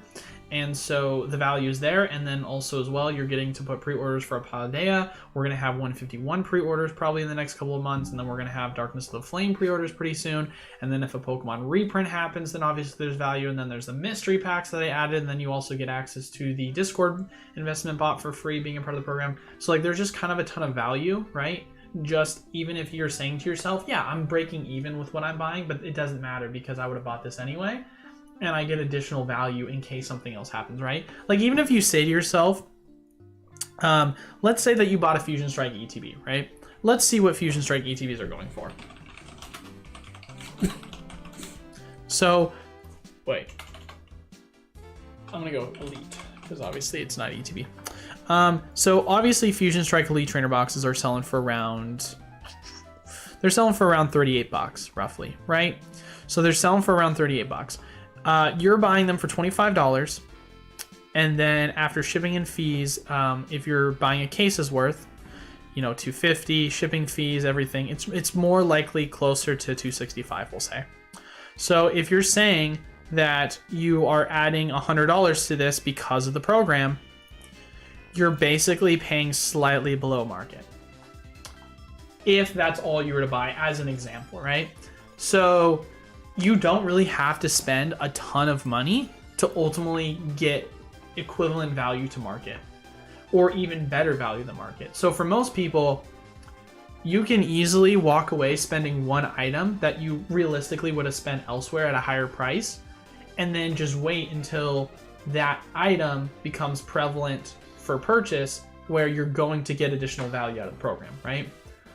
Like if there is an opportunity for you to get access to a booster box or a reprinted product or something that is going to give you value. Obviously, the biggest one was the UPCs.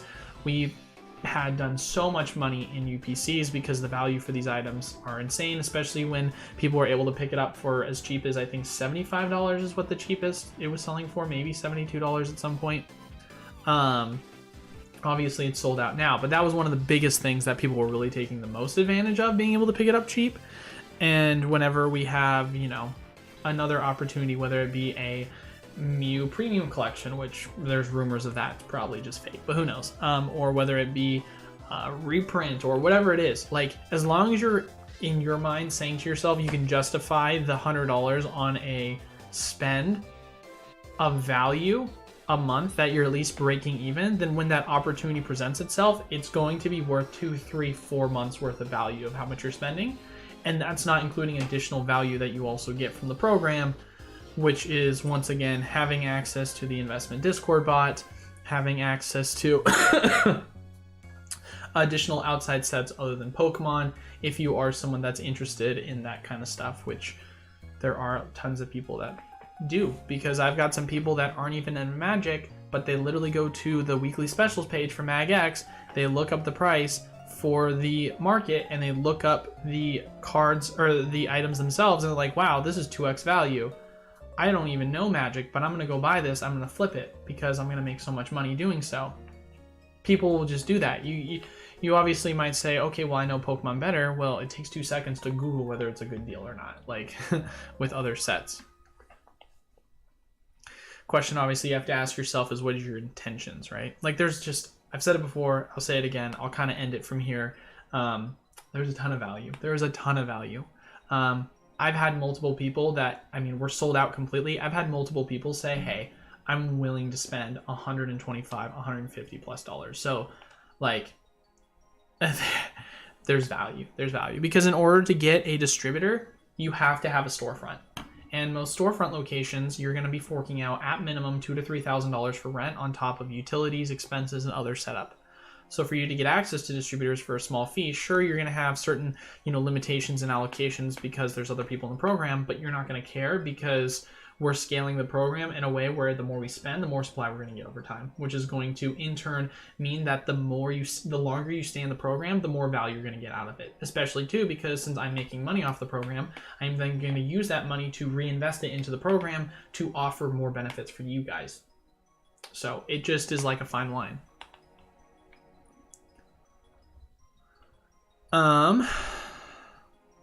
Everyone asking questions today, I hope you learn to do the math for yourself. Really important to run your numbers 1000%. What's a good price on 2021 Pokemon TCG trading card games, Celebrations, Dark Sylveon? Well, market price was $20. If you can still find it at Walmart for 20, that's a good price. 25 is not terrible, considering the Celebrations packs are included as well as Evolving and Fusion. But hey man, I'm still hopeful there's $20 opportunity. We'll be giving YouTube a serious go, a lot of your advice and how your views make sense. Appreciate that.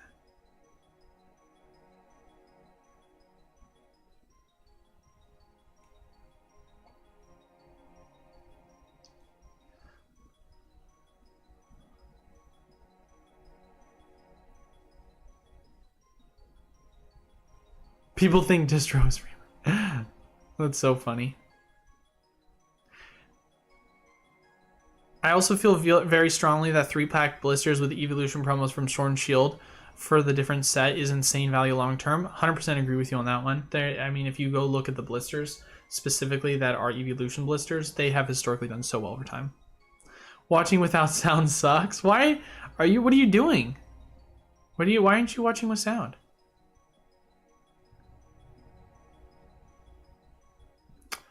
That is a great question, Artie. And the answer is I don't know, because no one's left the $50 slot. Literally, we haven't had a single person leave the $50 slot in over 3 months or 2 months. So it's really hard to say. The only person I think we've had leave is this month we had a $100 slot. I got notified that someone left and it sold out the next day. So it's hard to say, man. Oh, sorry, VS is in my language, like US, but I just mean someone in America. Oh, I see. Interesting. Costco Canada had Evolving Skies EGBs, which include Evolution, Tins, packs. Whew, talk about some value.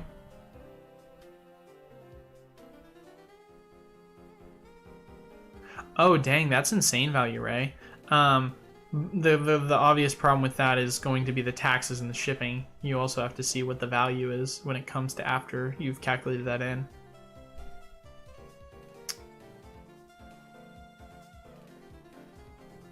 Wrath of Zapdos. Sorry, peeps. I'm not leaving at $50, right?